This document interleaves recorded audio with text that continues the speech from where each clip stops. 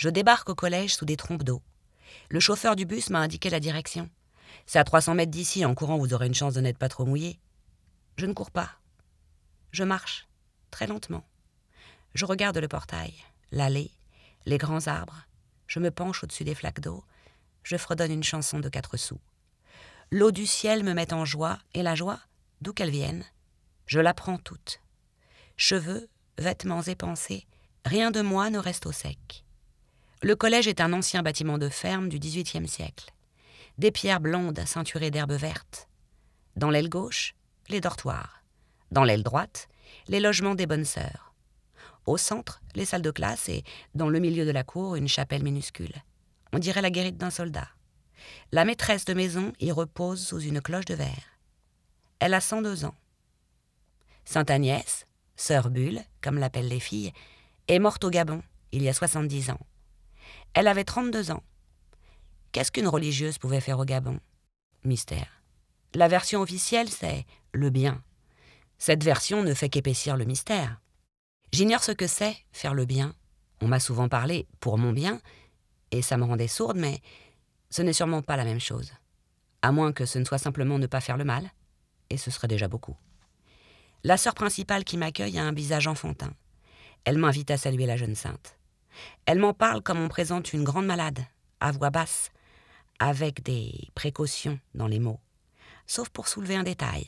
Là, sa voix devient plus forte, pleine de fierté. L'absence de putréfaction, que je peux constater, serait un des signes évidents de sainteté. Exhumée 8 ans après sa mort, la religieuse présentait des traits indemnes de toute corruption, lisse, et un sourire était même monté à ses lèvres. Un sourire qui n'y était pas auparavant, comme en témoigne le portrait peint juste avant la mise en bière. Moi je veux bien, hein. Je n'ai rien à dire devant tant d'adoration. Et mon allure désastrée, je suis trempée des pieds à la tête, mes cheveux pendent sur mon crâne comme de la filasse, et je sens l'odeur du vieux chien mouillé. Ne m'autorise pas à douter de la sainteté de qui que ce soit. Mais je pense à mon père et à ce qu'il m'a appris dans son travail. Un jour, je le vois dans le fond du cimetière avec un visiteur. Je m'approche. Le visiteur est un jeune homme des années 30, sorti de son cercueil pour être mis dans la fosse commune, la famille n'ayant pas renouvelé la concession. Un assez beau gars, hein, barbu, avec lunettes, intact, sec comme un bout de bois. Le temps de fumer une cigarette, mon père l'a mis debout, bien calé contre une croix. Il me dit que c'est assez fréquent de découvrir des corps ainsi, bien conservés, que ça dépend de la nature du sol. Parfois, le plus léger heurt de la pelle les fait tomber en poussière. Peut-être est-ce pour ça qu'on a mis sœur Bulle sous du verre. La sainteté, c'est fragile. Les filles sont envoyées dans ce collège par des familles excédées, et les bonnes sœurs y sont en pénitence. Le couvent, dont elles dépendent, a choisi d'éloigner les plus mélancoliques en les affectant ici, à des postes d'encadrement. Du coup, ce petit monde s'entend très bien. Entre orphelines, on s'arrange.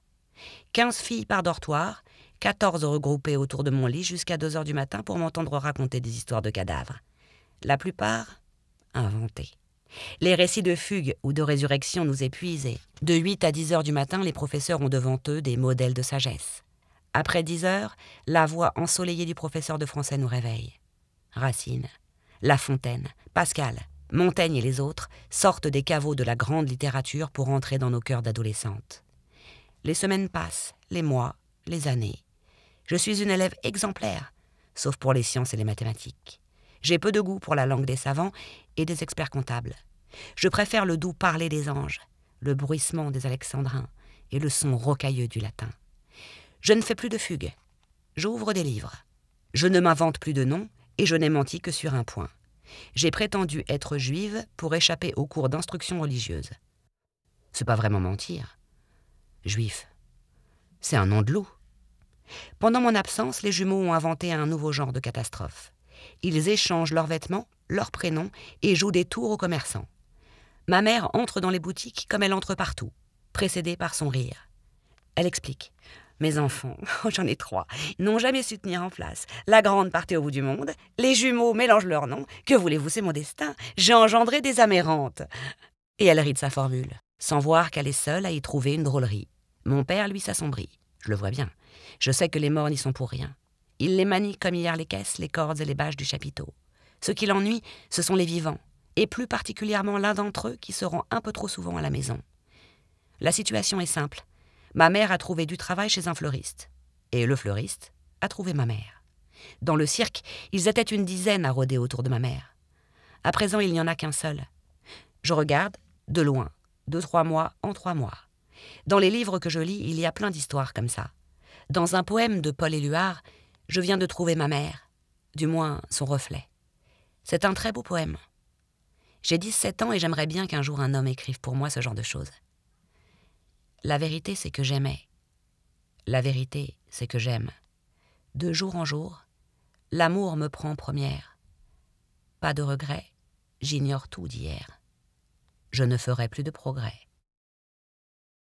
Mon cœur, entre 10 et 17 ans, un vrai courant d'air. On y entre, on en sort.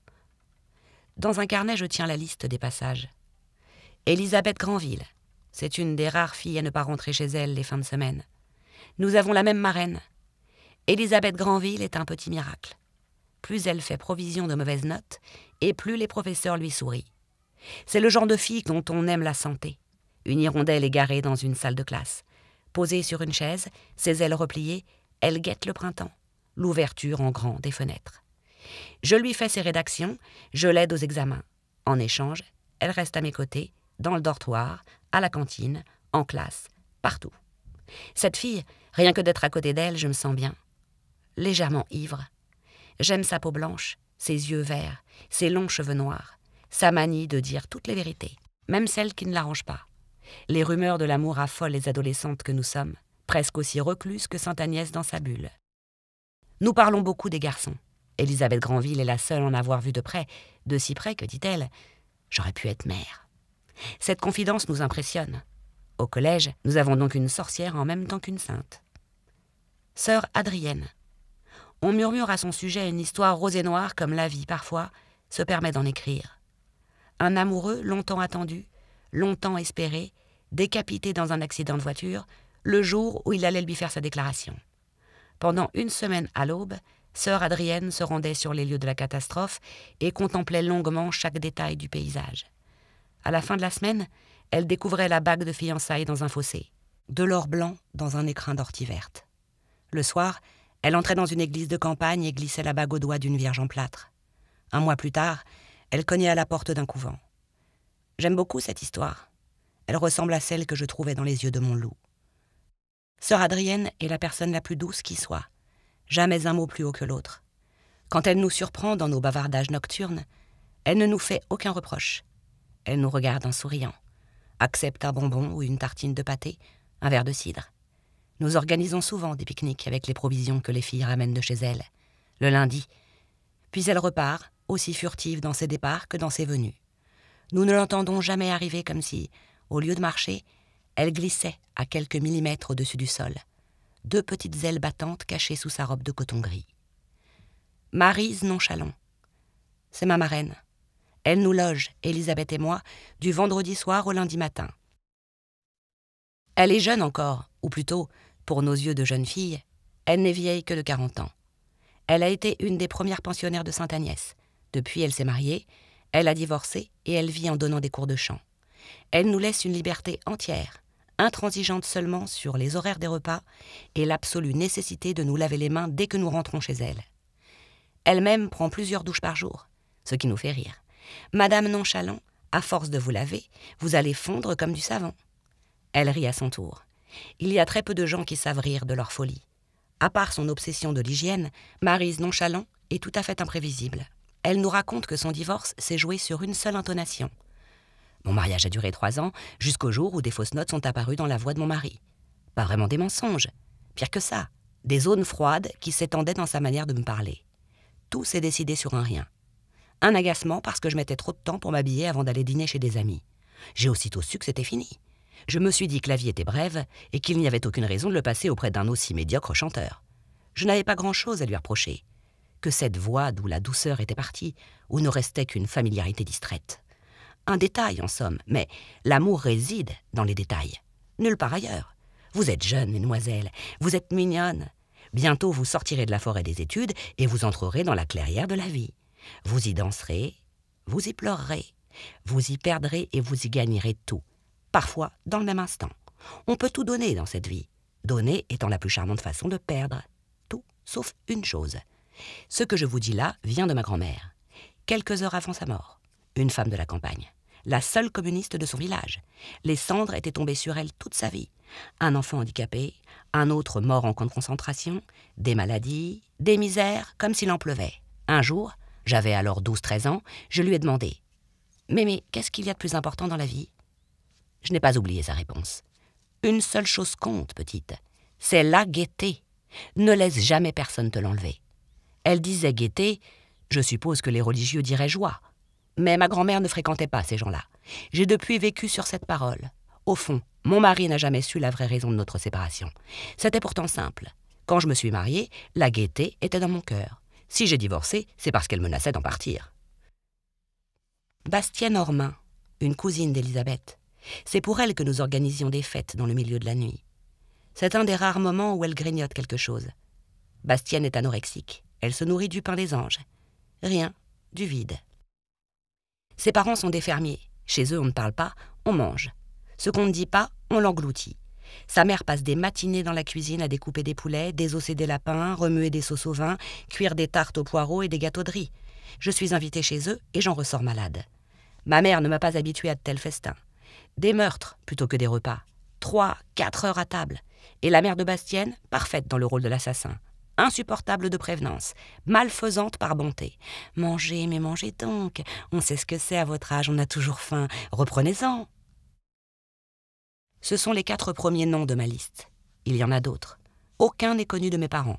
Parce que je la quitte régulièrement, j'apprends ce que c'est une famille. Cela tient de la source et de l'eau croupie. Passé un certain temps, l'enfant ne peut plus qu'en partir. Il lui est devenu impossible de s'y faire entendre. Parce qu'on le connaît trop et parce qu'on ne le connaît plus. Que savent mes parents de mon cœur de 17 ans ? Presque rien. Il me faudrait leur parler de ces visages venus du dehors et qui m'éclairent autant qu'une famille. C'est impossible, bien sûr. Mon père me presse de choisir un métier. Ma mère lui répond que j'ai bien le temps, et le fleuriste, il est présent à tous les repas, comme une greffe, une bouture sauvage qui a pris. Approuve ma mère. Je ne les écoute pas, je les regarde. Père, mère, fleuriste. Celui qui enrage, celle qui danse, et celui qui espère. Je ne peux pas regarder et écouter en même temps. Les mots disent une chose, les présences en disent une autre. Oui, vraiment, il est temps de partir, d'aller dans le vaste monde qui brûle et fleurit. J'ai oublié Roman sur la liste. Roman Kervock. Ce n'est pas vraiment un oubli. C'est le nom du garçon avec qui j'ai couché pour la première fois dans le lit à baldaquin de Maryse Nonchalon, absente pour 3 jours. Son neveu, un étudiant en droit de 22 ans. Je n'ai rien à en dire de drôle, d'émouvant, ni même de méchant. Roman est un gentil garçon, appliqué au lit. Élisabeth me dit que j'ai de la chance, que la première fois est toujours éprouvante de maladresse et qu'elle vous laisse un mauvais goût. Eh bien, j'ai de la chance. Roman n'est pas un goujat. Cela dit, je ne comprends plus pourquoi cette vague agitation des corps occupe tant les esprits. L'amour physique est un tout petit secret. Pas de quoi en faire un mystère. Quand même, j'avance. Je sais maintenant que l'on peut faire des choses sans comprendre pourquoi on les fait. Roman, ce n'est rien dans ma vie. Presque rien. Et c'est avec lui que je choisis d'aller dans le vaste monde qui brûle et fleurit. Fin juin, il m'emmène chez ses parents où nous passerons une partie des vacances. Début août, nous irons à Paris. Ah, Paris. Voilà un jeune adulte aussi perdu qu'un nouveau-né. 22 ans de retenue et de sagesse qui fondent devant ma chair rose et nue, un père notaire, une mère au grand cœur, avocate spécialisée dans la défense des clients insolvables, une petite enfance bien formée dans ses manières de s'asseoir à table et de ne jamais parler de soi plus qu'il n'est convenable. Des études pour devenir notaire comme papa et grand-père, 22 ans d'obéissance et de raison qui se pulvérisent à mon contact. Les livres de droit qui se couvrent de poussière, les joues où l'on laisse venir une méchante barbe de hérisson. Pauvres parents Kervock. Allez donc vous sacrifier pour vos enfants, vraiment, ce n'est pas la peine. Maryse Nonchalon assiste, ravie au progrès du désordre. Du moment que son neveu se lave les mains dès qu'il a franchi le pas de sa porte, il peut bien faire preuve de fantaisie, se ruiner pour m'offrir des foulards de soie verte et des tonnes de chocolat. J'adore la soie, la couleur verte et le chocolat noir. Au moins, me dit-elle, Roman retrouve son âge, Je connais les Kervock et croyez-moi, mademoiselle, grandir dans cette famille, c'est aussi drôle que de passer son enfance au musée. Les poissons occupent un mur entier du bureau. C'est une des premières choses que le père de Roman me montre à notre arrivée. Un aquarium géant, un mur d'eau et de verre où glissent des poissons multicolores, certains gros comme un ongle. Oh, c'est très apaisant pour la clientèle. Vous voyez le petit bleu et vert avec une tête de marteau. Oh, c'est le premier occupant. J'ai mis 10 ans pour ramener les autres. Je l'ai trouvé en vacances au Mexique, en Inde, partout. Chacun correspond à la signature d'un contrat important. Chaque maison a une odeur. Le cirque, c'est l'odeur de la cire humide et du pelage des fauves. La maison Kervock, c'est l'odeur de la cire d'abeille et du buis desséché. On m'y accueille à bras ouverts, c'est du moins ce que je crois. Quelques jours passent et je comprends que dans ces familles-là, on n'accueille pas, on observe. Les Kervock sont fiers de leur arbre généalogique. On y remonte jusqu'au XVIe siècle. Il a fallu des siècles pour produire le tronc, les branches, les feuilles et le petit fruit, de Roman. J'arrive dans le tableau comme un moineau douteux. On passe au crible mes façons de manger, de parler, de me taire, de rire, de m'habiller. Les regards désolés tombent d'abord sur Roman, sur sa barbe naissante, ses vêtements fripés, cette manie qu'il a de me tenir sans arrêt par la taille. Je lis sur le visage souriant du père « Ça passera, il n'est pas si mauvais qu'un futur notaire commence par son canailler. » La mère est une sainte, encore une, mais celle-ci a construit sa bulle de son vivant. Chacun ici vante son humilité, cette carrière brillante qu'elle s'est refusée pour aider les plus pauvres. Carrière qui, assurément, lui était promise. Chez les Kervock, le succès est une chose due. Elle me regarde du haut de sa perfection chèrement acquise, et je lis très bien dans ses yeux-là. La petite pute a mis le grappin sur le garçon. Elle ne devrait pas tenir l'été. Laissons passer l'orage. L'orage ne passe pas. Roman est de plus en plus épris de moi. On dirait une loi, comme celle de la gravitation. Plus je suis froide, et plus il brûle. C'est la curiosité qui me mène. C'est elle qui me fait rester. C'est donc moi qui provoque ça. C'est pour moi, ces serments, ces lettres de 20 pages que Roman m'écrit chaque nuit et qu'il m'offre au réveil, en même temps que café et jus d'orange. À vrai dire, ces lettres m'ennuient un peu. J'en abandonne la lecture au bout de 5 pages. Roman, lui, ne se lasse pas de les lire. Il les trouve même si belles qu'il décide d'en faire un livre. C'est un des derniers soirs de juillet. Nous dînons avec le père et la mère sous les tilleuls devant la maison. Roman, au dessert, fait part de sa décision. Changement de cap, il se lance dans la littérature. Il faut bien qu'il y ait autre chose que des notaires dans la famille. Je baisse les yeux sur la tarte aux mirabelles. Les parents se taisent. Je sens le plomb de leur regard sur moi. Le père, digne, calme, se lève de table, prend son fils par les épaules et se tournant vers moi.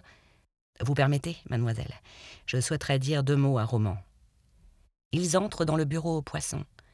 Je m'absorbe dans la contemplation de mon assiette. Je compte les mirabelles, une à une. La mère se racle la gorge, tousse, saisit une carafe d'eau, se lève et file dans la cuisine. Je reste seule, sous une nuée d'insectes attirés par la lumière des lanternes. Le bureau n'est pas très loin. Je tends l'oreille.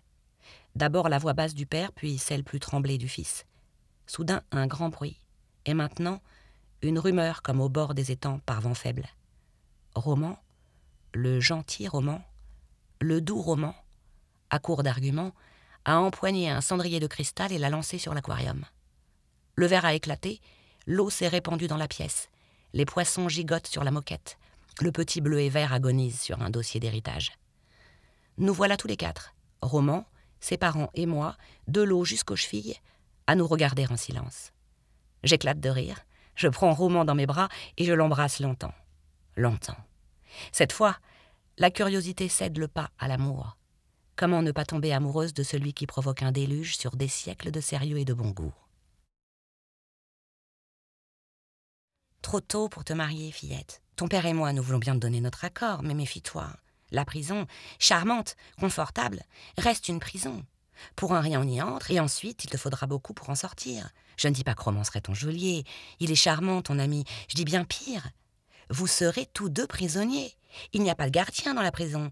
Il n'y a pas de porte, pas de barreaux, pas de serrure. Mais c'est une prison quand même. J'ai convaincu ton père de signer les papiers. Je t'envoie l'autorisation parentale par la poste. J'ai toujours su convaincre ton père, ce n'est pas difficile.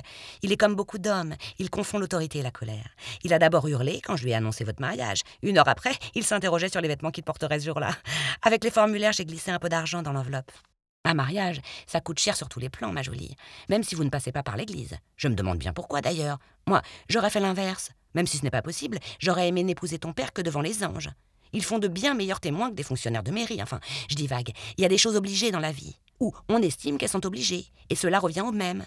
Va donc pour un mariage civil. Je t'aurais quand même prévenu. 17 ans, c'est bien jeune. Mais je suis heureuse que tu ne m'écoutes pas. Ça me plaît comme ça. C'est bon signe. On t'a bien élevée, petite. On t'a appris à n'écouter que ton cœur, et lui seul. Ah, j'espère me tromper. Je sais que je me trompe pas, ça c'est égal. Le bon chemin pour les enfants n'est jamais le chemin des parents. Jamais. Bon, j'arrête mes conseils. Ils sont inutiles. Bon, il y aura une surprise le jour du mariage, tu verras. Bon, je raccroche maintenant. Ton père va me dire que je passe mes journées au téléphone. Le comble, c'est que le fleuriste m'a fait les mêmes reproches. En plus doux, en plus léger. Allez, je t'embrasse. Les jumeaux t'embrassent, Tout le monde ici t'embrasse. À samedi pour la fête. La conversation a duré 2 heures. Enfin, je ne sais pas si on peut appeler ça une conversation, je n'ai rien dit. Ma mère parlait seule, comme toujours, au bord de chanter ou de rire. Sa voix m'est bienfaisante.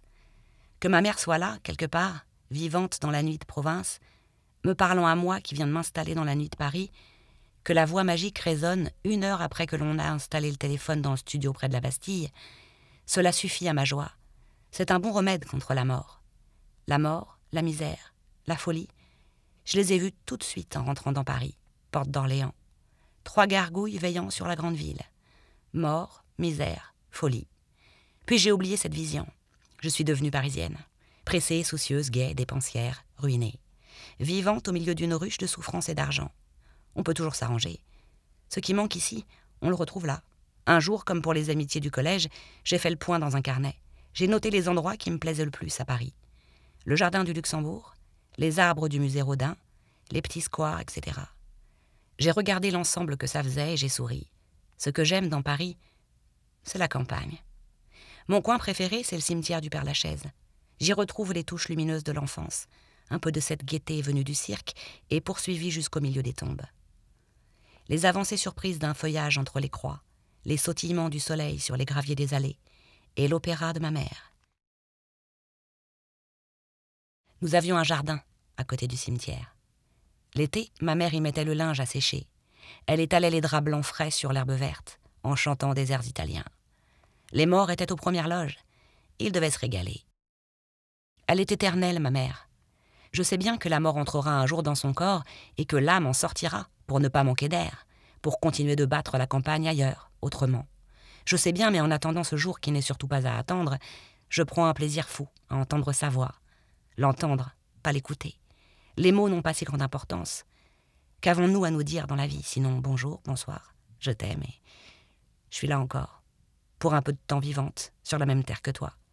Que ma mère me fasse part de ses idées sur le mariage ou qu'elle me détaille la recette du lapin aux groseilles, c'est pareil. Les paroles changent, la voix demeure.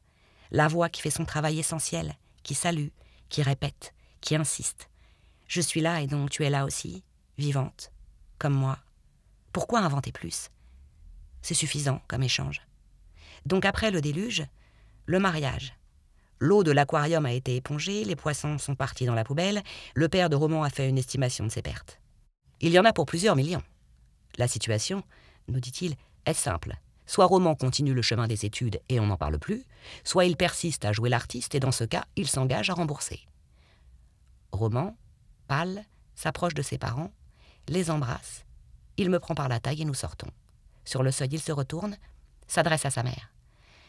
J'arrête les études. Nous nous marions en septembre. C'est la première fois que je l'entends parler de mariage. Je ne dis rien. Je n'ai rien à dire. La déclaration, il l'a faite à sa mère, pas à moi. Et pourquoi pas ? Je retrouve ma boussole, mon instinct, ma formule merveilleuse. On verra bien. Et voilà, on monte dans la voiture, on passe le portail, on traverse le village, direction l'autoroute. Dans la voiture, le silence. Puis une question, écrasée par la réponse venue trop vite. « Tu ne m'en voudras pas un jour, Roman ?»« Bien sûr que non. Pourquoi t'en voudrais-je » À nouveau le silence. Il a raison, Roman. De quoi m'en voudrait-il ? La voiture file, le ciel est large. J'ai un peu froid. C'est drôle d'avoir froid un jour de canicule. Ce mariage à la mairie et pas à l'église, c'est comme se faire incinérer au lieu d'être mis en terre. Une cérémonie furtive avec beaucoup de gêne. Un manque d'allure et de réel. Tant pis. C'est Roman qui a insisté. Pas d'orgue, de maître-autel et de robe blanche. C'était compté sans le génie de ma mère. Elle a prévenu les gens du cirque. Ils sont tous là dans la salle des mariages, en costume, le clown en clown, la funambule en funambule, le dompteur en dompteur. Tous. Il y a même un petit singe sur l'épaule du clown. Quant au fleuriste, il a dévalisé sa boutique en fleurs blanches. Seringas, lys, roses, tulipes, lilas. À défaut d'ange, j'ai un clown pour témoin. 3 secondes pour signer et le tour est joué. Je m'appelle Madame Kervock. C'est un drôle de nom. Il me va bien, je trouve. Il ressemble à ceux que je m'inventais pour mes fugues. Je ne suis pas sortie de l'hôtel depuis 3 jours. Une mauvaise grippe? Non, une très bonne grippe. Un peu de fièvre, beaucoup de songes. Le patron me sert le petit déjeuner dans ma chambre. Croissants, café, miel. Les abeilles qui l'ont fait dorment dans une ruche, à 2 kilomètres d'ici. Je n'écris pas, je n'écoute plus de musique. Le gros, je l'aime toujours, je suis d'une nature fidèle, tellement que parfois j'ai besoin de me reposer de cette nature, aller ailleurs, battre des ailes sur l'arbre d'à côté. Le gros, je le tromperais bien ces temps-ci avec un autre, et pourquoi pas avec 4 autres. J'ai envie d'écouter les Beatles. Je ne sors plus et je n'ai pas osé demander à l'hôtelier de m'acheter une cassette. Je prends soin de la grippe comme d'une amie. La nuit, j'ouvre la fenêtre sur l'humidité des sapins. Petite, j'adorais ce genre de maladie. Elle me valait un surcroît d'attention et quelques jouets imprévus. Quand la fièvre s'en mêlait, cela donnait de jolies choses. L'âme qui planait à quelques centimètres au-dessus du corps brûlant, une langueur qui passait, souveraine, dans tous les membres, une sorte d'ennui qui ne m'ennuyait pas. Le monde pouvait donc être aussi simple que ça. Un carré de ciel entreaperçu depuis un lit par la fenêtre. Grippe, varicelle et rougeole sont 3 fées des cours de récréation. Les autres rentrent en classe et toi tu continues à jouer. Tu as le droit. Le gentil docteur t'a délivré un bon de sortie. Peut s'absenter du monde et de sa vie pendant 3 jours au moins. Je pense à Roman, mais c'est peut-être impossible de penser à quelqu'un d'autre que soi. Ou alors, c'est un effet de la grippe. Dans ma pensée de Roman, il n'y a que moi. Je me demande ce que je suis devenue, après tant d'années, dans les yeux de ce garçon. Peut-être suis-je aujourd'hui dans ces yeux-là ce qu'il est dans les miens. Un fantôme. J'aurais très peu connu de lui. On ne connaît que dans l'amour et je l'ai peu aimé. Roman. Le malheureux n'y est pour rien et je n'y suis que pour très peu. Il y a partout, mélangées aux particules de l'air que nous respirons, des particules d'amour errant. Parfois elles se condensent et nous tombent en pluie sur la tête. Parfois non. C'est aussi peu dépendant de notre volonté qu'une averse de printemps. Tout ce qu'on peut faire, c'est de rester le moins souvent à l'abri. Et c'est peut-être ça qui cloche dans le mariage. Ce côté parapluie. Hier soir, je suis descendue en robe de chambre au salon. C'était tard. Il n'y avait qu'un représentant spiritueux endormi devant la télévision. Une émission sur les livres, bête comme le reste. Le marchand de spiritueux ronflait, un journal de sport étalé comme une serviette pour gros bébé, entre son menton et son ventre. Je me suis assise dans un fauteuil, j'ai feuilleté des brochures publicitaires sur le Jura, mises à la disposition des touristes. Légendes, histoire, économie. J'adore ce genre de lecture triste. Guide bleu, papier que l'on trouve à l'intérieur des boîtes de médicaments, étiquettes de conserve, notices techniques.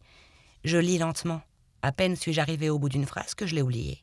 J'avais la même réaction à l'école, pendant les cours de géographie ou de sciences naturelles, ou devant mon père lorsqu'il commençait à me faire la morale. Chaque fois que l'on prétend m'instruire, je me mets dans un état d'obéissance et de bêtise profonde, soumise par en dessus, absente par en dessous. Ce devait être 1h du matin. Je lisais une notice sur la fabrication des jouets en bois quand tout d'un coup la télévision a connu une embellie. Une poignée de gens qui parlaient du sida. Les uns comme médecins, les autres comme malades. Aucune sensiblerie, rien à vendre. Des visages éclairés par une parole calme. Tous ces gens semblaient disposer d'un temps infini. Chacun écoutait l'autre, sans l'interrompre, sans l'abrutir de questions ou, pire encore, de réponses. Comme si la proximité de la mort rendait possible d'être enfin vivant. Ensemble.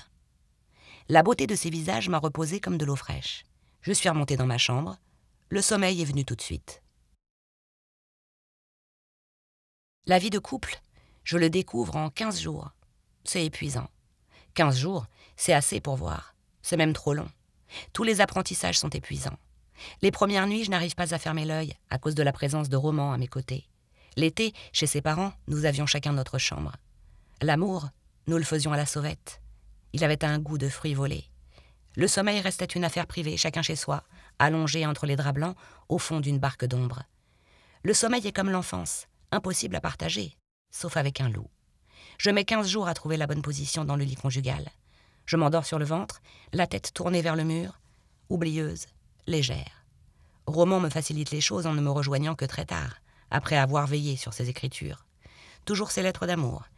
Il ne les écrit plus à la main, il les tape à la machine. Le bruit du clavier ne m'empêche pas de dormir, au contraire. C'est comme le crépitement de la pluie sur un toit de zinc, une chanson rassurante. Le livre de Roman a plusieurs fois changé de titre.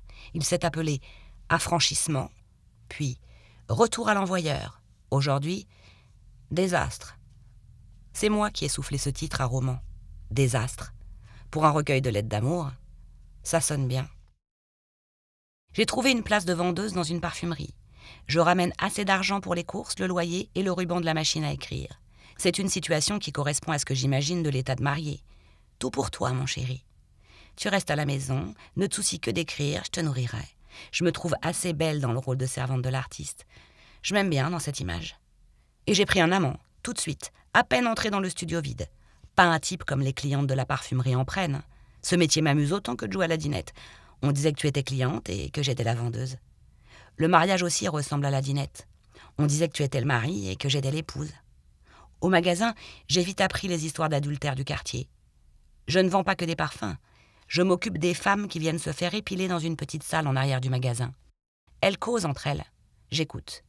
J'ai pris un amant, mais pas comme ces femmes-là. Pas un deuxième mari, un mari à mi-temps. Mon amant est à plein temps sous mes fenêtres. Roman n'est pas jaloux, il a tort. Le matin, le soir, mes pensées volent vers mon amant. Mes yeux brillent de lui et mon cœur chante ses louanges. Un érable en plein quartier de la Bastille, là, dans la cour intérieure de l'immeuble. C'est pour lui que j'ai choisi le studio. Il faut dire qu'il est à son avantage quand je le rencontre pour la première fois. Il commence à prendre ses habits d'automne, à brûler d'un feu pourpre. Comment résister à tant de séduction? Le livre de Roman augmente. Ce n'est plus un livre, c'est un symptôme. Plus de 400 pages tassées, serrées. Il écrit la nuit, dort la journée et s'en va en fin d'après-midi au café. Je l'y accompagne quelquefois. Il a pris autant de soin à trouver ce café qu'à parfaire une belle phrase. Il en a fréquenté 7 avant de trouver ses aises et de l'accompagner dans celui-là. Ils sont 4, toujours à la même table. Roman, Alain, Luc, Étienne. 4 apôtres. Leur Christ à eux, c'est l'art. Étienne est le seul à avoir un emploi dans une banque. Entre 2 bilans comptables, il écrit de la musique. Alain est un peintre, du moins il en a le costume. Pipe, cheveux retombant sur les yeux, foulard de soie mauve, pantalon de velours noir à grosses côtes. Luc, comme Roman, marche dans les traces de Flaubert. On parle, on boit, on refait le monde. Enfin, les 4 le refont et moi je les regarde. Je crois que c'est au fil de ces soirées que je commence à moins aimer Roman. Moins aimer, ce n'est plus aimer du tout. Je sais bien que le monde n'est pas d'aplomb et qu'il faudrait y remettre un peu d'ordre, ou de désordre, pour que les loups, les juifs et les gosses de Créteil puissent y circuler sans crainte. Je sais bien, mais là, entre ces 4 gloires méconnues de la littérature, de la musique et de la peinture, je ne vois ni loups, ni juifs, ni rien des visages de Créteil. Je ne vois que de petites ambitions, 4 esprits de sérieux, lourds, lourds, lourds. On ne veut pas refaire le monde, mais simplement l'aménager afin de s'y faire une place, la plus grande possible. Talent oblige. Le talent de Roman, les éditeurs ne semblent pas le voir. Il a terminé son manuscrit. Il l'a envoyé à une 15aine de maisons d'édition. 2 mois sont passés et les lettres de refus commencent à pleuvoir dans la boîte aux lettres. Tous des cons, grogne Roman. Rimbaud a dû publier à compte d'auteur, c'est dire l'indigence de ces milieux. J'apprends donc que je dors chaque nuit auprès de Rimbaud, ce qui me fait drôle. Il aimait plutôt les garçons, celui-là, non? Je ne peux pas dire la même chose de Roman. Au lit, il a perdu ses manières. La paresse qui s'installe dans son cœur, en même temps que dans le mien, passe dans son sang. Quand elle arrive au bout de ses doigts, elle se change en rudesse. Je n'ai rien contre. Le fils de bonne famille est parti. Un artiste boudeur l'a remplacé. Mais dans la courtoisie comme dans la brusquerie, quelque chose manque. Quelque chose ou quelqu'un. La tête douillettement enfoncée dans un oreiller bourré de plumes d'oie, je laisse Rimbaud s'acharner sur moi et je regarde au loin mon amant magnifique. L'érable dont les feuilles frissonnent au moindre vent. Il a plus de chance que moi. J'ai quitté la parfumerie pour une librairie, une cave près des Halles, une boutique de troc. Des lecteurs viennent s'y débarrasser de leur bibliothèque. Je fais le tri, j'enveloppe les livres de 4 sous sous du papier plastique et les livres rares dans du papier cristal. Roman a entamé son 2e manuscrit. Le premier a achevé sa carrière dans la cour de l'immeuble, déchiré page par page. C'était une nuit de janvier, sans neige. Au petit matin, le concierge et les voisins ont découvert des dizaines de lettres d'amour éparpillées sous l'érable. Une neige imprévue, presque aussi enfantine que l'autre. La noce sortait de l'église. Le cortège passait devant l'autel quand des tonnes d'eau et de nuit se sont abattues sur lui. L'orage rôdait comme un chien depuis le début du jour. Les cris des garçons d'honneur avaient dû l'exciter. La petite bande s'est précipitée dans l'hôtel pour se mettre à l'abri. Le patron leur a offert un vin chaud avec de la cannelle. J'étais seule, assise au fond de la salle, à lire un journal. Ils m'ont invitée à me joindre à eux. Je ne sais pas ce qui me touche autant dans la vision d'une jeune mariée. Celle-ci était très jeune, une gamine. Sa robe maltraitée par la pluie avait des allures de serpillière et sa couronne de fleurs d'oranger était déchirée. Son mari, guère plus vieux qu'elle, ne savait que faire. Il prenait son visage de petite fille entre ses 2 grosses mains et le caressait doucement en essayant de le réchauffer, comme on peut faire avec une bête familière. Et il ne me quittait pas des yeux. J'étais visiblement à son goût, et cela ne le troublait pas de consoler l'une tout en lorgnant vers l'autre. L'orage est parti chasser ailleurs. La noce s'est levée dans un remuement de chaises. Ils ont voulu payer le vin chaud, le patron s'est fâché. Un jour comme ça, vous pensez. Les époux sont partis les premiers, le mari m'a jeté un dernier coup d'œil. Il y avait quelque chose de pénible dans ce regard, un sale mélange de désir et de mélancolie. Je voudrais bien te baiser, mais tu comprends, je suis coincée avec celle-là. Ce n'est pas la première fois que je remarquais une telle chose sur le visage d'un homme. La même petite lueur mouillée traversait les yeux de Roman lorsque j'invitais à la maison une des libraires qui travaillait avec moi. Il faudra que je fasse attention. Il faudra que je me méfie de cette pensée qui m'envahit parfois. C'est une pensée désolée, désolante. C'est la pensée que tous nos liens sont faux, et pire encore, comiques. Oui, il me semble parfois que tous nos sentiments, même les plus profonds, ont une part indélébile de comédie. Leur profondeur ne doit souvent rien à l'amour, et tout à l'amour-propre. C'est sur nous-mêmes que nous pleurons, et c'est nous seuls que nous aimons. Cette pensée en soi n'est pas si sotte. Elle le deviendrait si elle amenait de la tristesse dans son sillage. Je ne sais pas ce que c'est, la vérité. La tristesse, oui, je connais. C'est du mensonge, et rien d'autre. Je tiens ça de ma mère, et je le tiens du gros. Je le tiens même de Roman dans les derniers mois. Il lisait un poète. Je l'ai lu avec lui. La vie de couple est sans fond, immense. Elle peut être dévastée par un côté et se poursuivre tranquillement par un autre côté. La vie de couple est un gros animal résistant, lent à mourir. Artaud, Antonin Artaud. C'était le nom de celui que Roman lisait. Je lisais sa lecture ensuite, les phrases qu'il avait soulignées. Je me souviens de ça, dans une lettre écrite à Rodez, je crois, fin 1945. L'état d'âme fait oublier l'âme. Moi, je le dirais comme ça. L'état d'âme empêche l'âme de venir. Et j'ajouterais, qu'est-ce que l'âme ? Évidemment, je n'ai pas de réponse. Des questions comme ça, j'en ai des milliers. Je suis descendue à l'hôtel pour faire prendre l'air à mes questions et regarder. Regarder, c'est penser. Avant de dormir dans les livres, la pensée court le monde, sort des images que nous y prélevons. Sur le visage du marié, il y avait ce qu'on ne trouvera jamais dans aucun livre sur le mariage. J'oublie beaucoup de choses. Je n'oublie jamais ce genre de scène. Ma première vie, ma vie nomade, m'a infiniment donné à voir sur le monde. Pour les gitans, les gens du cirque, les villes se ressemblent. Une terre de banlieue un peu chauve, un peu boueuse. Pas de place pour les clowns dans les beaux quartiers. Ce n'est pas qu'il y ait 2 mondes, celui des riches et celui des pauvres. C'est bien plus fort que ça. Il n'y a qu'un seul monde, celui des riches et, à côté ou en arrière, le bloc informe de ses déchets. Je me souviens du jour où mon père m'a emmené dans une belle avenue de Nice. Il cherchait un cadeau pour l'anniversaire de ma mère. Je suis entrée avec lui dans une bijouterie. Mon visage était sale. J'avais roulé dans la poussière avec les autres enfants toute la matinée. Mon père n'était pas rasé, des taches de cambouis étoilaient son pantalon.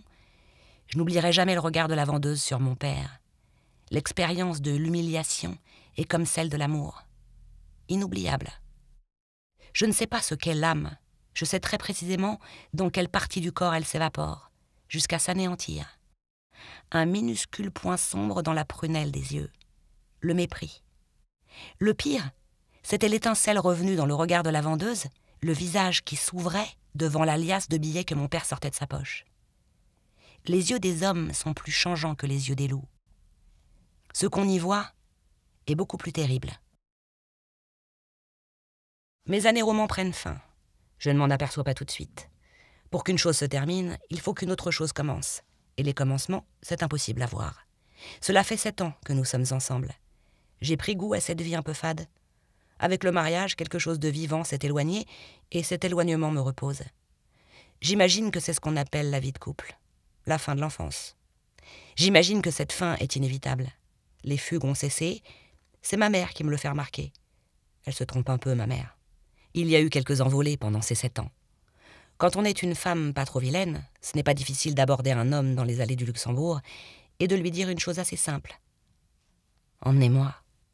Emmenez-moi au Mont-Saint-Michel, ou à Vézelay, ou à la Grande Chartreuse. À l'arrivée, nous nous promènerons, si possible, en silence.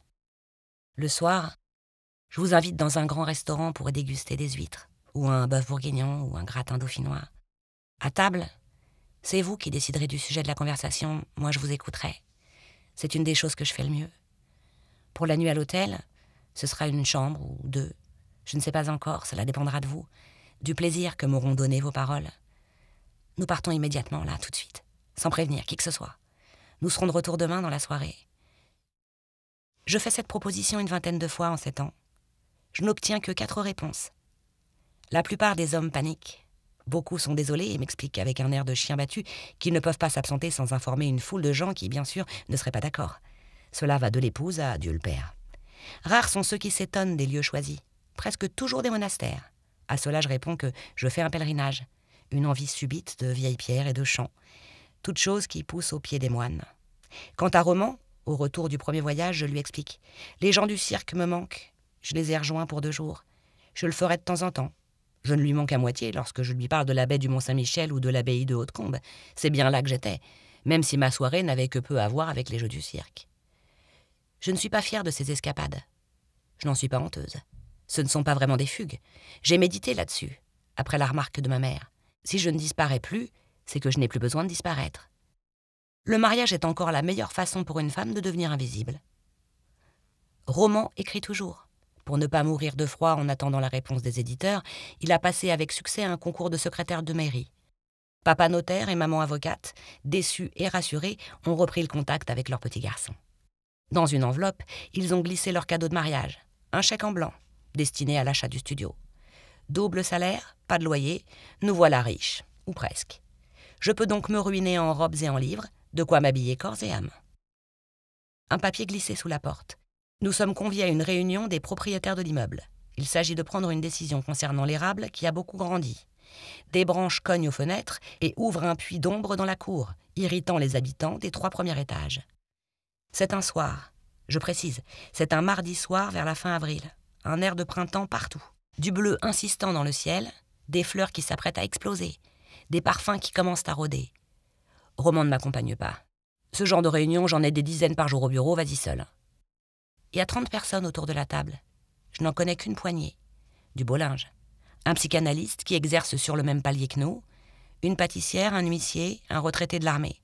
Les autres, j'ignore qui ils sont. J'arrive en retard. Je sens que la décision est déjà prise d'abattre l'érable. À peine assise, je me relève. Je traite ces gens d'assassins et d'idiots. La pâtissière m'invite à mesurer mes propos. Un homme se lève à son tour, un géant. Je ne l'ai jamais vu. Il doit habiter en face, passer par l'autre entrée. Il dit « Mademoiselle a raison ». J'ai un frisson en m'entendant appeler mademoiselle. Je croyais que cela ne m'arriverait plus jamais. Mademoiselle a raison, et il me semble qu'elle l'exprime d'une façon particulièrement modérée. Cet arbre prend sur lui de la lumière, certes, mais qui de nous ne rêve d'en faire autant? J'ai besoin de lui pour mon travail. J'ai besoin du regard quotidien sur ses feuilles. C'est un des premiers habitants de l'immeuble. Son âge est respectable et, que je sache, on ne va pas couper les jambes des vieux sous prétexte qu'ils nous font de l'ombre. Je vous préviens, le premier qui touche à une seule de ces feuilles aura affaire à moi. Je ne plaisante pas, je suis comme mademoiselle. Je pense qu'il y a des choses sur lesquelles il ne faut surtout pas garder son calme. Il fait lentement le tour de la table. Il est aussi grand que les ogres des légendes.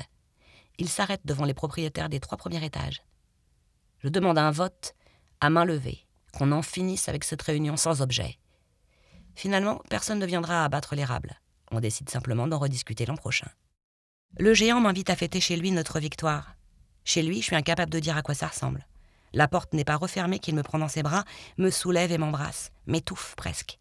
J'entrevois une pièce avec des rideaux verts, une autre vide de tout, un lit dans le fond et puis ses dents surtout, magnifiques, des dents de fumeur.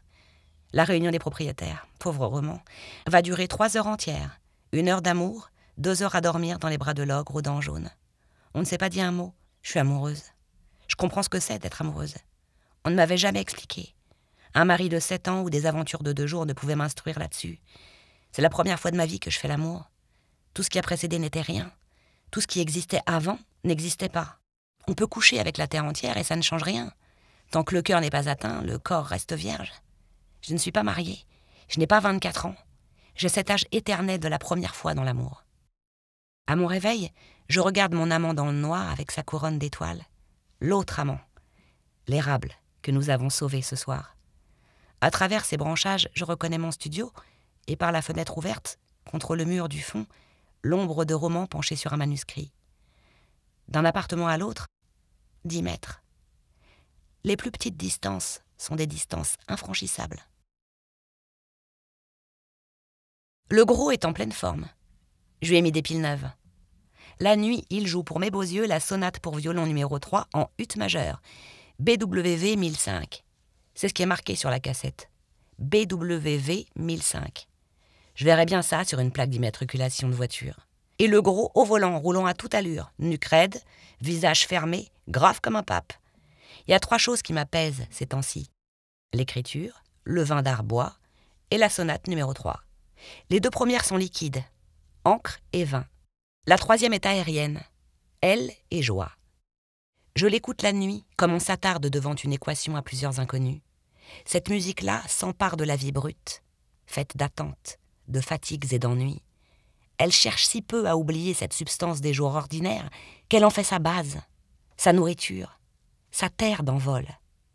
D'abord des ébauches, des bégaiements, le raclement sans grâce de l'archet sur les cordes, et d'un seul coup, tout se recueille et s'envole dans la fugue d'un air pur. Cette nuit, le patron de l'hôtel est venu frapper à ma porte pour me prier de baisser le son. Des clients avaient râlé la veille.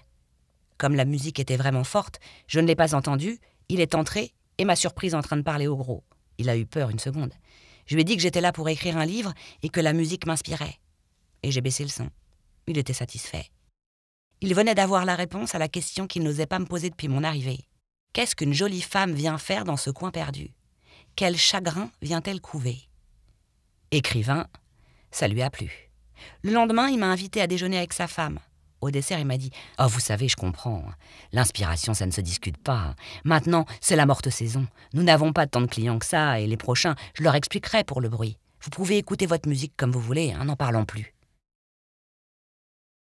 Tout à l'heure, dans le cours d'une promenade, j'ai retrouvé le sang de mes 10 ans, mon sang de fugue et de curiosité.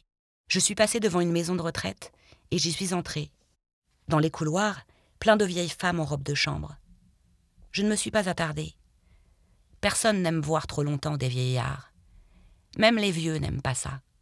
J'ai parlé avec une dame qui regardait la télévision dans une salle commune en suçant des bonbons à la menthe. Elle devait avoir quoi, 80, 85 ans. Et elle m'a dit « Oh, quelle horreur, il n'y a que des vieux dans cette maison !» J'ai ri. Je comprenais très bien cette parole. La grande affaire du jour pour cette dame, c'était un chien. Un chien jaune qui s'est promené 2 heures dans le couloir. Personne n'a su d'où il venait. Les bêtes sont interdites ici. Les bêtes, c'est les hommes. Les bêtes sont tolérées sous leurs espèces inévitables, écureuils, oiseaux et chats du parc. Les hommes sont cloîtrés en face, dans un bâtiment jumeau. Des histoires naissent d'un pavillon à l'autre. Des embrouilles, des fâcheries. La bêtise et la grâce mènent leur danse dans les maisons de retraite comme partout ailleurs. La sagesse, contrairement à ce qu'on raconte, ne vient pas avec l'âge. Sage, ce n'est pas une question de temps, c'est une question de cœur. Et le cœur n'est pas dans le temps. J'ai promis à la vieille dame de revenir la voir. Elle me rappelait un peu ma marraine du collège. 3 années avec l'ogre, 3 années apparentes, en vérité 3 siècles. Je ne peux rien dire de cet amour. Je ne peux que le chanter. Peut-être n'ai-je noirci toutes les feuilles qui précèdent que pour en venir à celle-ci. Peut-être n'ai-je conçu toutes les autres phrases que pour donner le jour à celle-ci. Une phrase de 3 ans avec seulement des virgules. Pas de point final. Ou le plus tard possible. Une phrase comme un amour de 3 ans et 3 siècles. Une phrase pour dire ce qu'on ne pourrait dire. Cette joie qui m'arrive, qui déferle et qui m'enlève de tout pour me remettre à moi et me révèle comme c'est petit ce qu'on appelle moi. Comme c'est maigre et sans vraie consistance. Avant cet amour, je n'étais pas née. Avec cet amour, je suis morte. Je suis passée d'un néant à un autre. Le premier était triste et lourd. Le second est radieux, sec et vif comme une attaque en musique. Une vibration d'archet. Une pirouette de Jean-Sébastien Bach. C'est la première chose que j'apprends de l'ogre. Le vrai nom de l'ogre, c'est Alban. Mais je l'appelle l'ogre. Je choisis de l'appeler ainsi. Ça lui va mieux. Je me trouve dans son cœur comme au nocturne d'une forêt. C'est la première chose que j'apprends de lui. Son goût pour Bach, sa folie pour Bach. Jour et nuit, l'ogre écoute Bach. Jour et nuit, l'ogre célibataire écoute sa maman Bach. Un mur de disques près de son lit. L'œuvre intégrale du gros. Pas une interprétation ne manque. Au début, je regarde et je n'entends rien. Au début, Bach sort de la pièce quand j'y entre. On se croise sur le seuil. L'ogre ne met pas de disque au début quand je suis là. J'en tire vanité. J'en déduis ma puissance. Je suis aussi riche qu'une cantate de Bach. Ma présence est aussi fluide et cristalline que celle des chœurs, violons, flûtes et tout le bazar. Je vous jure que je pense ça. Si on disait vraiment, partout et toujours, ce qui nous chante dans la tête, la vie serait plus drôle, plus déchirée peut-être, bien plus vivante. C'est ce que je fais avec Roman le premier soir. Je lui raconte tout, le sauvetage de l'érable et le naufrage entre les bras de l'ogre. C'est ma dernière façon d'aimer Roman. Une dernière chance, ne pas le ménager, ne pas faire du petit mari un petit malade, un petit enfant, un petit infirme. Tu m'aimes, Roman, tu dis m'aimer. Alors voilà ce qui chahute mon cœur. Voilà une brûlure toute fraîche. Voilà de quoi je suis faite et défaite. J'aime un ogre. Je ne sais rien de lui et je me sens merveilleusement libre dans le tour de ses bras, merveilleusement respirante. Si libre et respirante que j'y retournerai. En même temps, je reste là, avec toi. Débrouille-toi avec ça, Roman. Débrouille-toi avec moi. J'ai le cœur pris par un flocon de neige. C'est joli comme image, tu ne trouves pas? Eh bien, ce n'est pas une image, c'est exactement ça. Il n'y a rien à comprendre. Un flocon de neige ne dit rien de sensé. Un flocon de neige ne sait que danser au long de sa vie brève. Ma peau fond sous les mains de l'ogre. Ma peau et mon cœur fondent en dansant, dansent en fondant. Je peux te le dire autrement si tu veux. Je suis riche ce soir. Je suis riche, je ne t'ai rien volé. Quelqu'un m'a donné quelque chose. Qui puis-je si ce n'est pas toi? Personne ne peut tout donner. Personne ne suffit à personne. Personne n'est Dieu, Roman. Quelqu'un m'a rendue plus légère et chantante. Puisque tu m'aimes, ça ne peut pas t'assombrir. Ou alors, c'est que tu prends les chemins du mari trompé, ces sentiers boueux, rebattus. Tu te souviens du client de la librairie? Comme il m'a fait rire, ce petit homme dans le froissé de sa dignité. Je n'ai pas pu résister quand il m'a confié d'une voix caverneuse « Mon couple va mal ». Dis-moi, Roman, tu ne vas pas aller dans ces eaux-là. Je lui ai éclaté de rire au nez. Je l'ai vexé à mort, le petit homme gris. Non, c'est vrai, cette façon de parler son couple, comme d'un bien en Suisse ou d'une douleur chronique. Je t'ai trompé 1000 fois, Roman. S'il faut absolument user de ce mot qui me fait rire, je suis partie 4 fois avec des types. Chaque fois que je parlais du cirque, eh bien c'était ça, des voyages adultères. Tout ce qu'on vit est adultère, Roman. Tout ce qu'on vit vraiment est secret, clandestin et volé. Marcher sous la pluie fine et se réjouir du bruit des talons sur les pavés. Prélever une phrase dans un livre et la poser sur son cœur un instant. Manger un fruit en regardant par la fenêtre. Ça aussi, il faut dire que c'est trompé, puisqu'on reçoit du dehors une joie brute qui ne doit rien, absolument rien au mari. Et toi, qu'est-ce que tu fais d'autre en écrivant pendant que je dors? Je lui ai parlé comme ça, Roman, pendant 1 heure, pendant 3 ans. Enfin, pas tout à fait comme ça, mais tout y était. Le premier soir, il a pleuré. Ensuite, il a ri. Oui, il a ri. Il n'y a pas de grande différence entre les 2 états. Les rires, ce sont les larmes qui se consolent toutes seules. Puis il m'a dit « Je vais réfléchir ». Il a mis 3 ans pour réfléchir, Roman. 3 ans pour comprendre qu'il ne supporterait pas ce qu'il croyait supporter. Il s'est passé quelque chose pendant ces 3 ans. Pour tout le monde, il s'est passé quelque chose. Même pour Bach. Bach est peu à peu resté quand je rendais visite à l'ogre. J'ai fait l'amour dans les cantates et sous la bénédiction des chœurs. Cette musique est aujourd'hui ce qui me reste de cet amour. C'est un beau reste, je trouve. L'été, la fenêtre était grande ouverte. L'érable m'habillait de ses feuilles. Pas assez, cependant. Roman parfois m'apercevait nu dans les clairières du feuillage. Il n'a jamais autant écrit que dans ces années-là. Son écriture changeait. Comment dire? Elle n'était plus comblée de lui-même. Elle avait fait le deuil de lui-même. Il allait, écrivant, vers des fêtes étranges, ou peut-être simplement travaillait-il à ne pas devenir fou. Un livre a été publié. Pour moi, cela ne changeait rien. Il fallait que je voie l'ogre chaque jour. Je n'ai jamais pensé à vivre avec lui. Je ne vais quand même pas me marier avec tout ce qui me donne de la joie. Je ne m'en sortirai pas. Il fallait que l'ogre me déshabille, me prenne et jette mon âme dans un sommeil de brute. J'ai oublié de dire le travail de l'ogre, son autre travail, à part me brûler et m'endormir. Son travail de plein jour. L'ogre est premier violoncelle à l'Opéra de Paris. Premier ou second violoncelle, quelque chose comme ça. Il a 2 appartements, un énorme et un minuscule. Le minuscule, je n'ai jamais pu y aller. Il a toujours refusé. Le minuscule, c'est pour lui et le violoncelle. Une chambre de bonne, près des Halles. Dans le grand appartement, celui où nous nous rencontrons, il n'emmène jamais son violoncelle. Il dit qu'il se prépare à en jouer, qu'il pense à son jeu en contemplant les feuilles de l'érable jusqu'à connaître chacune d'elles en particulier. Il me dit que c'est aussi important que le jeu effectif. Ça me plaît, cette chanson-là. La chanson de ne rien faire pour bien faire. J'y trouve une image de ce que je vis avec lui. Une annonce de la fin avant la fin. Et je n'en suis pas triste. Ce que j'apprends avec l'ogre, c'est à ne pas jouer du violoncelle pour mieux en jouer plus tard. J'apprends à être aimé pour n'avoir plus besoin de l'être et pour enfin aller au-delà, ailleurs, au-delà du sentiment, ailleurs que dans le sentiment. Pour aller dans quoi ? Dans l'amour peut-être. Comme aujourd'hui dans cet hôtel, vivante, seule, aimante d'amour partout donné, partout reçu, sans la maladie du lien à un seul. Aimante d'un amour qui ne dépend plus d'un père, d'un mari ou d'un amant. L'amour est une pièce minuscule dans laquelle j'entrerai au bout de ces 3 ans. Pendant 3 ans, je me prépare à aimer. Pendant 3 ans, je vis en attendant autre chose, et donc, je ne vis pas. Je brûle seulement, et les 2 autres brûlent avec moi. J'ai un problème avec la parole depuis quelques jours. Elle m'ennuie. Je n'ai plus envie de parler, et moins encore envie qu'on me parle. Avec le patron de l'hôtel, on échange des sourires. C'est suffisant comme conversation. Avec les commerçants de Champagnole, même chose. Champagnole, c'est la grande ville de la région. J'y fais provision de cigarettes, de chocolat et de journaux. Le tabac et les confiseries, c'est par goût. Les journaux, je n'ai jamais pu m'en passer et pourtant je ne les aime pas. J'espère chaque matin trouver noir sur blanc un peu d'intelligence. Et je me tâche les doigts sur des papiers graisseux d'encre pour rien. Ce qui m'étonne, c'est la rapidité avec laquelle ces gens trouvent quelque chose à écrire sur tout. Dans une vie normale, normalement perdue, normalement obscure à elle-même, bien peu de choses se passent et pour les dire avec justesse, il faut souvent des années et des années. Là, les mots viennent en même temps que les événements, ce qui fait qu'il n'arrive rien que du bruit.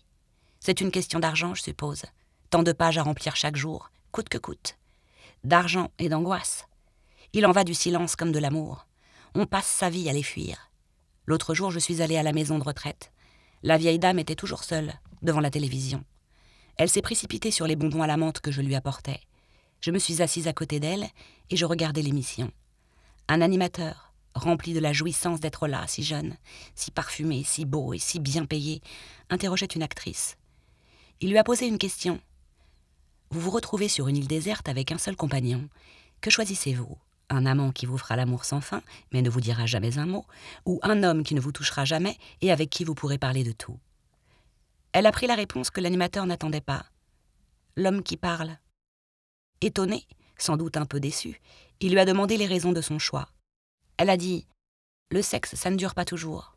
Mais la parole, il faudra bien s'en servir jusqu'à la mort, c'est obligé. » C'est de cette parole obligée dont j'aimerais être délivrée. Je voudrais me taire et rester vivante. C'est le silence qui tient mon cœur. Pas le silence lourd de mon père, pas non plus celui des maisons de retraite. Le silence comme dans les bois du Jura ou comme au fond de la page blanche. La vieille dame s'est assoupie. La salle de télévision était vide, c'était un dimanche. Mais c'est tous les jours un dimanche dans ce genre d'établissement. J'ai regardé les murs, la fenêtre et ses vitres sales, les chaises vides, le linoléum. La misère, elle n'était pas dans cette salle, mais sur l'écran où le jeune homme continuait de parader. La misère, c'est ce bruit de fond partout grésillant, un empêchement à l'amour et au silence.